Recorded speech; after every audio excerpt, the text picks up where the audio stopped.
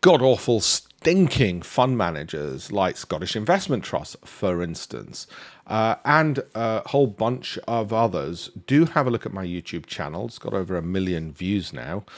And the links are alpeshpatel.com/links, and I'll explain to you why your pension is doing appallingly. But even better now, I'll also explain to you how you might want to get rid of those fund managers and IFAs and at least investigate what the heck's going on and why you're getting such a paltry return when the stock market's hit all-time highs and you're not getting any of that.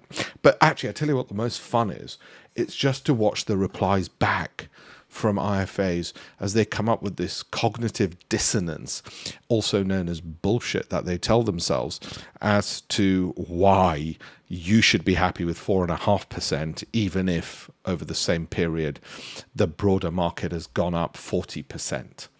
And it's just great how they can contort themselves into so many different positions. They really should take up a job in gymnastics or yoga, because they really are good at tying themselves into knots. Or maybe they should just join the Navy and take a long boat ride somewhere far away.